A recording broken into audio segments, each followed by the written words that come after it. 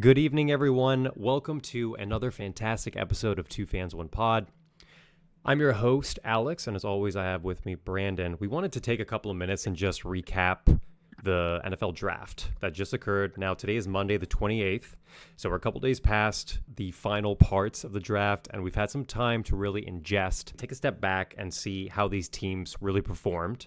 And ultimately, where do we feel like these kids actually ended up? Do we feel like they ended up in the right place and at the right position? So I wanted to start with a couple of round one takeaways that I had. I know everybody and their mother was talking about day one, obviously, comes and goes, and the likes of Jaxson Dart is off the board, but the likes of Shedeur remains untouched.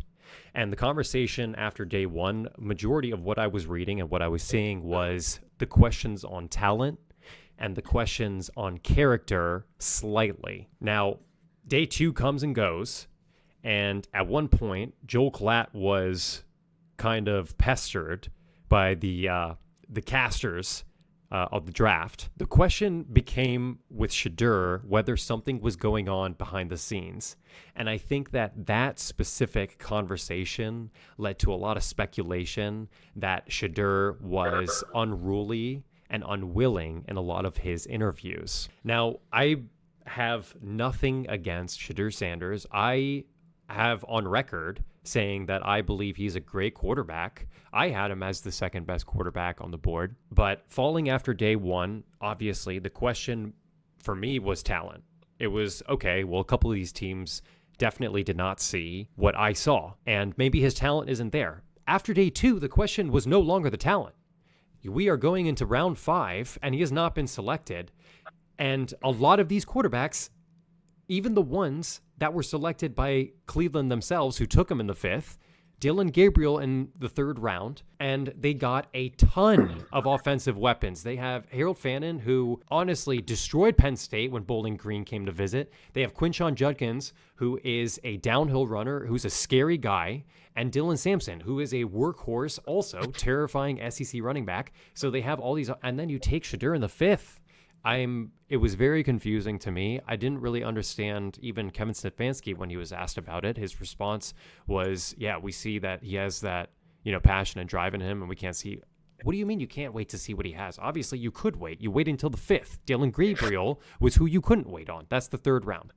Now that's what I got on Shedeur. Can you talk to me about Shedeur for a second? So the thing with Shedeur, and I just think with the class overall, specifically the QBs, is they're not as talented as previous years, specifically last year. And a lot of the times, when a prospect is really talented, you'll look the other way when it comes to the off the field issues, the character issues, especially for other positions. Quarterback doesn't have as much leeway. The thing with Shedeur is that he was, let's face it, his personality is very pompous. He is Deion's son. There's nothing wrong with being very confident. But at times it can be taken as arrogance, and it can kind of look like more of a negative than a positive, especially when you want this guy to lead your franchise, lead your team. You heard him on the podium at the Combine. He was talking about, don't draft me if you don't want your culture to be shifted and if you don't want to change your franchise. His dad was doing interview runs during the Super Bowl talking about how they're going to choose the team that he goes to and that there's certain teams that they're not going to allow Shedeur to play for. Now, he's not, unfortunately, I don't think he's that talented of a prospect for you to, say those things and make those decisions and put yourself out like that.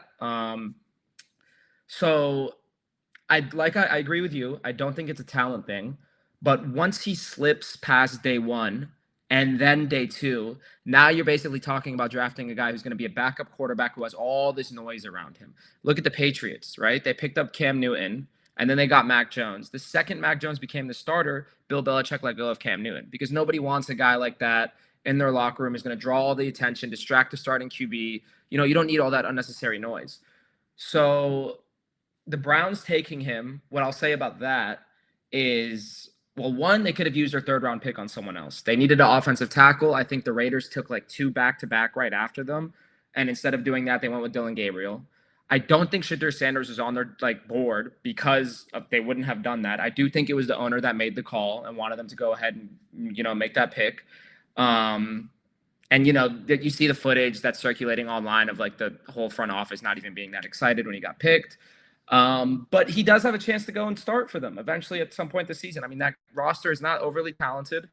Um, he'll basically be competing with Dylan Gabriel for that QB2 spot, and Flacco will probably be the starter. And from there, we'll see if he gets some playing time. I do think he gets some playing time eventually, but he definitely got humbled in this process. And unfortunately, like I said, he's just one of those prospects that, you can't overlook the comments and the off the field stuff according to his talent. He's not talented enough of a prospect for you to do that. But hey, man, I'm really excited for him. I do think it wasn't the worst landing spot. I do think the Browns probably should have strategized this draft a little bit better if they were going to go ahead and take Shedeur.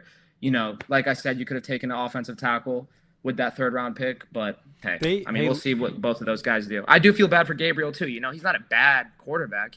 For all we know, he could go ahead and win the job too. So it'll be good for both of them, I think. You brought up the Bears. I think the Bears are a great example of a team that loaded up on offense, similar to how the Browns did.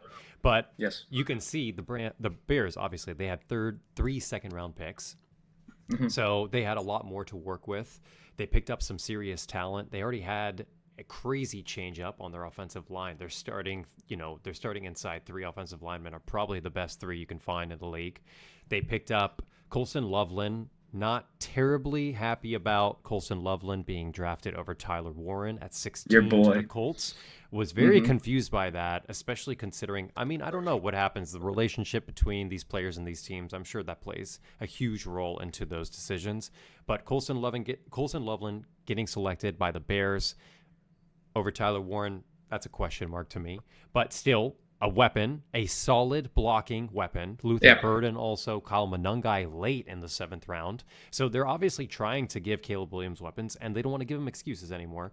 What else do you see in the Bears? The Bears. Yeah, I think overall they did have a good draft. I do understand the question of taking Loveland over Warren, but I do think that Loveland might fit, Ben Johnson's scheme a little better. The Luther Burden pick, I understand that some people kind of didn't, see why they would go offensive weapon and then another offensive weapon right after that.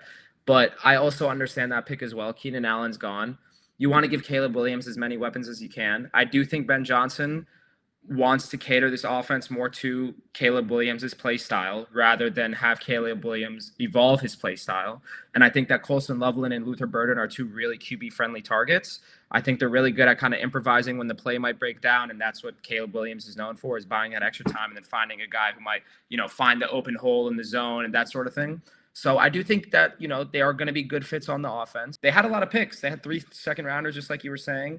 I think they got some depth on their team as well. They drafted an O-tackle twice, once in the 2nd round, another in the 6th round, and then they got your guy Monangai at the end. Monangai is a great quality pick, so I think that they're definitely going to use him in their backfield too. They got stronger. It's so funny you mentioned Colston Loveland as being an improviser and playing to the play style of Caleb Williams, as if Tyler Warren isn't. Something else that stood out to me in the 1st round was Jaxson Dart. The Giants picking Jaxson Dart 25th overall. You have Russell Wilson and Jameis Winston in that quarterback room, so it's already weak to begin with, obviously. Not really sure, the mentality. Jaxson Dart is a very high pick, and you have a mentor quarterback in Russell Wilson, and you have a perennial backup in Jameis Winston. Is the idea here to develop him? Because from what I see on tape, and we can play this out for you guys, but from what I see on tape, Jaxson Dart is not a 25th overall pick. I don't know. What do you think? No, I agree. I do think that you do want to fill that need. Of course, it is important to get your quarterback of the future, especially if you have two kind of, more so mentor or bridge quarterbacks like Russell Wilson and Jameis Winston. I do think that QB room is going to be competitive. He can definitely learn a lot from both of those guys. But yeah, it's one of those things where I didn't see enough just out of him. It was more so I saw a lot from the offense of Ole Miss, not really a lot from Jaxson Dart. He's tough. He's athletic, I think, athletic enough for a quarterback. Trading up for him, I don't entirely agree with that. I do understand. Not to harp on Shedeur even more, but it kind of does go to show that, I think most people would agree. Shedeur's tape was better than Jaxson Darts, and I do think that the off the field stuff was too loud. So that makes you lean more towards a guy like Jaxson Dart, who does, seem like he has the swagger and the temperament of a quarterback, I guess, even though he self-destructed at the end of the season. I forget which game was it, Florida. God bless the Giants. We'll see if they figure it out. They did get better defensively. I mean, that defense is nuts. So yeah. Now I want to give you time to be able to talk about the Commanders. So Yeah. give me a little rundown of how their draft went, and especially I'm very curious to see what you think about their 29th overall pick, Josh Connerly out of Oregon. So they only had 5 picks. So that made every pick more important than the previous. I think Adam Peters did a really good job of making the team better. The team did get better. They addressed some needs. The one thing I'll say before I dive into the picks is I really was hoping that we got an edge. I do understand with only 5 picks, you kind of do have to finesse and figure some stuff out. And at that point, when you have 5 picks, I think it's more so best player available, maybe. I don't know. Josh Connerly, I think he's a really good tackle. I think that he's quick on his feet. He seems more of like a finesse kind of blocker, not as much of a power blocker. I know you saw the tape of him blocking Abdul Carter. He looked good in that. I think there was some crazy statistic. He only let up like 4 sacks or something like that. I can't really remember off the top of my head. But yeah, I mean, he's a really good guy. He played against some talented teams in the Big Ten 2 years in a row. So yeah, I do like the pick. You got to protect Jaden Daniels, And I think what they're going to do is they're going to move him to the right tackle, have Tunsil on the left side. That center position is going to be Biotish. And then you move Brandon Coleman inside as well. Allegretti will be on the other side, at least until Cosme comes back. So it allows you to have more depth at the O-line. I love the 2nd round pick. I love Trey Amos. I don't even think they were expecting him to fall that much because apparently they didn't even have him for a top 30 visit. He had a 1st-round grade by a lot of people. I think he had 18 pass breakups while he was at Ole Miss. He played at 3 schools, so he has a ton of experience. I love those guys that can, play on a bunch of different programs and have success at each program. That shows that, your willingness and your ability to adapt to the environment and the program that you're in. So I think he's going to be huge for our defense. You have Amos, Lattimore, and then Sanderson can move back inside. That's exactly what the plan was the whole time, was for Mikey. So the secondary got better. Jalen Lane's a great speedster, slot gadget kind of guy. The receiver out of Tech. I think he was one of the fastest receivers 40 time wise. So I think he's going to be really beneficial for our offense. I'm sure Cliff is going to cook something up for him. Yeah, I think Cliff is really going to do a good. And then also the 7th rounder and the 6th rounder, Kane Madrano. He used to be a receiver at UCLA. He switched to linebacker. He seems like more of a coverage linebacker kind of guy. I think he had the fastest 40 time for linebackers. I think he needs to work on his tackling a bit, but as far as, maybe in zone coverage, he definitely could help out. And then Ja'Cory Krosky Merritt, the running back, the 7th rounder, he looked really good on tape. He was at New Mexico previously. He transferred to Arizona last year, but then got ruled ineligible after his playing 1 game for them. So, and he looked damn good on tape. And, that's kind of exciting that he didn't play all last season just because he'll come in, with fresh legs and all that. So we'll see. But yeah, and then speaking again on Connerly, I think Cliff is definitely going to, have a lot of good things schemed up for him. He seems like a pull blocker, a guy that can, lead block. But yeah, no, I do like the draft. Considering 5 picks, I would go ahead and give them like a B minus probably. Probably I'd give him a B. You know what? I wasn't a huge fan of seeing. I'm not a Commanders fan in any way, shape, or form. I wouldn't consider myself a Commanders fan, but very objectively, I'm sitting. I take a step back. Your linebacker room is not necessarily the best in the world. Who's leading it? Frankie Louvu? Is he still with the team? It's Louvu, Bobby. They got Jordan McGee from last year, Wagner but mainly another it's year. mainly. Yeah, Wagner re-signed. Jahad Campbell went 2 picks after. I know. See your face. I wanted an edge. The edge was the number one That's thing. For the edge fans. was the number one thing. That's for the Commanders fans watching. That face right there is for the Commanders fans watching because Jahad Campbell was a fucking menace at Alabama. I was astonished. I was actually on the phone with Mir, one of our good Commanders fans, while the draft was going on, and he was in shock. He couldn't believe it. He started cussing out when he saw Jahad Campbell went 2 picks later to, guess who?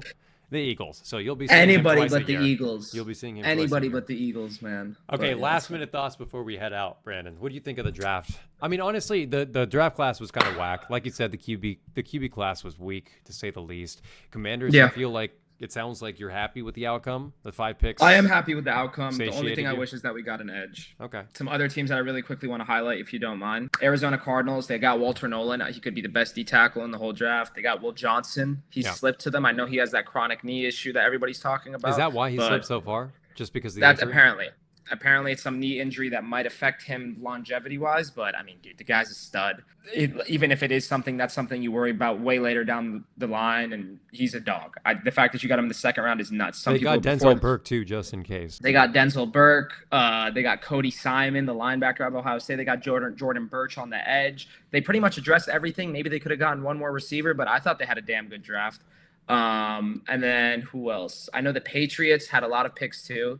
Patriots kind of had a Patriot style draft. They did draft a kicker and a long snapper in the later rounds, but I thought they did a great job of bolstering up that offense. They got Will Campbell. I know there's been a lot of question marks about his short arms or whatever, but I think he's a dog. I think he's going to fit in great for the Patriots. Travion Henderson. This class had so many running backs, and he might be the best one. They got him. He might be they the got best Kyle Williams, pure blocking running back in this in the draft this year for sure.